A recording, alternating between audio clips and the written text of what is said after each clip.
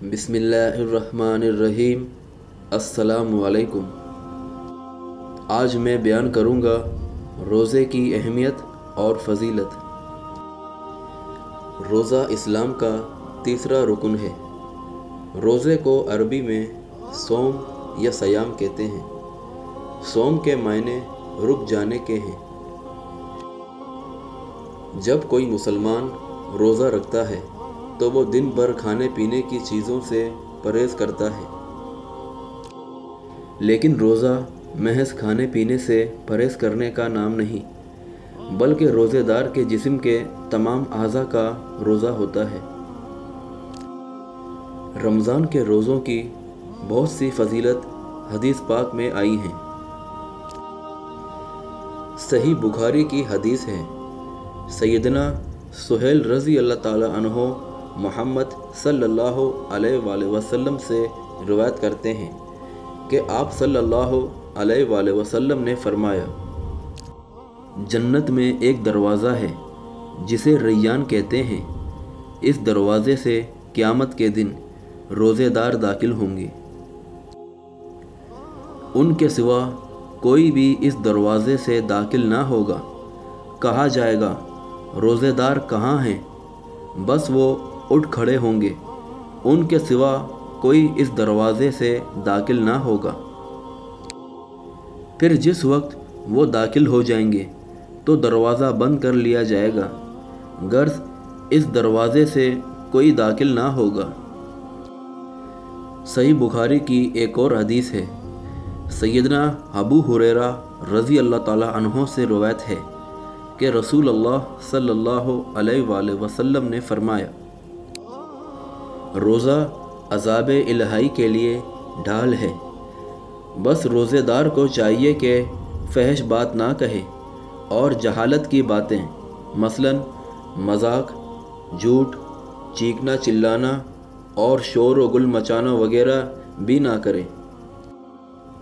और अगर कोई शख्स इससे लड़े या इसे गाली दे तो इसे चाहिए कि 2 मरतबा कह दे कि मैं रोज़ेदार हूँ। कसम उस ज़ात की जिसके हाथ में मेरी जान है कि रोज़ेदार के मुंह की खुशबू अल्लाह के नज़दीक मुश्क की खुशबू से भी ज़्यादा उम्दा है। अल्लाह ताला फरमाता है कि रोज़ेदार अपना खाना पीना और अपनी ख्वाहिश व शौक़ मेरे लिए छोड़ देता है तो रोज़ा मेरे ही लिए है और मैं इसका बदला दूंगा। और हर नेकी का सवाब 10 गुना मिलता है, लेकिन रोज़े का सवाब इससे कहीं ज़्यादा मिलेगा। सही बुखारी की हदीस है, सैयदना अबू हुरैरा रज़ी अल्लाह अन्हो से रिवायत है कि मोहम्मद सल्लल्लाहु अलैहि वसल्लम ने फरमाया, जो शख्स झूठ बोलना और दगाबाजी करना ना छोड़े तो अल्लाह ताला को इस बात की कुछ परवाह नहीं कि वो रोज़े का नाम करके अपना खाना पीना छोड़ दे। सही बुखारी की एक और हदीस है, सैयदना अबू हुरैरा रज़ी अल्लाह ताला अन्हो कहते हैं कि रसूल अल्लाह सल्लल्लाहु अलैहि वसल्लम ने फरमाया, अल्लाह ताला फरमाता है कि इब्ने आदम के तमाम आमाल उसी के लिए होते हैं सिवाय रोज़े के कि वो मेरे लिए है और मैं खुद इसका बदला दूंगा।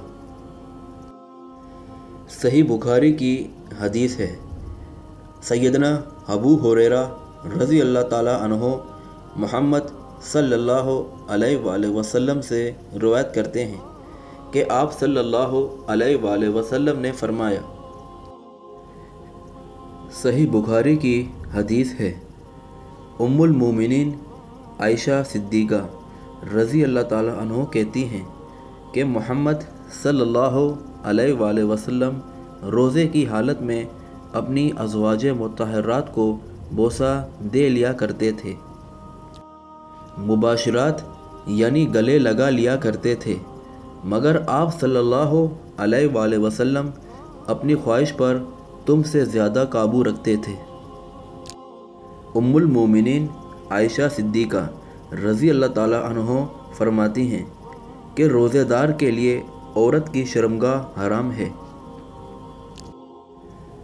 سیدنا ابو ہریرہ رضی اللہ تعالیٰ عنہ محمد صلی اللہ علیہ وآلہ وسلم سے روایت کرتے ہیں کہ آپ صلی اللہ علیہ وآلہ وسلم نے فرمایا، جب کوئی شخص بھول کر کھا پی لے تو وہ اپنا روزے کو پورا کر لے، کیونکہ یہ تو اللہ نے اس کو کھلا پلا دیا ہے۔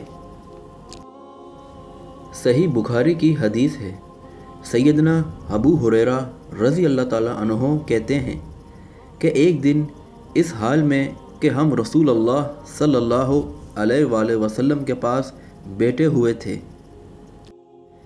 ایک شخص آپ صلی اللہ علیہ وآلہ وسلم کے پاس آیا اور اس نے عرض کی کہ یا رسول اللہ، میں تو برباد ہو گیا۔ آپ صلی اللہ علیہ وآلہ وسلم نے فرمایا، کیا ہوا؟ اس نے عرض کی کہ میں نے روزے کی حالت میں اپنی بیوی سے ہم بستری کر لی۔ تو رسول اللہ صلی اللہ علیہ وآلہ وسلم نے فرمایا، کیا تو ایک غلام آزاد کر سکتا ہے؟ تو اس نے عرض کی کہ نہیں۔ پھر رسول اللہ صلی اللہ علیہ وآلہ وسلم نے فرمایا، کیا تو 60 مسکینوں کو کھانا کھلا سکتا ہے؟ تو اس نے عرض کی کہ نہیں۔ سیدنا ابو ہریرہ رضی اللہ تعالیٰ عنہ کہتے ہیں کہ پھر محمد صلی اللہ علیہ وآلہ وسلم نے توقف کیا۔ ہم اسی حالت میں تھے کہ کوئی شخص محمد صلی اللہ علیہ وآلہ وسلم کے پاس کھجوروں سے بھرا ہوا خرمے کی جھال کا ایک ٹوکرا لایا۔ آپ صلی اللہ علیہ وآلہ وسلم نے فرمایا، ساحل کہاں ہے؟ تو اس نے عرض کی کہ حاضر ہوں۔ آپ صلی اللہ علیہ وآلہ وسلم نے فرمایا، اس ٹوکری کو لے لے اور خیرات کر دے۔ اس نے عرض کی کہ یا رسول اللہ، کیا اپنے سے زیادہ محتاج کو خیرات کر دوں؟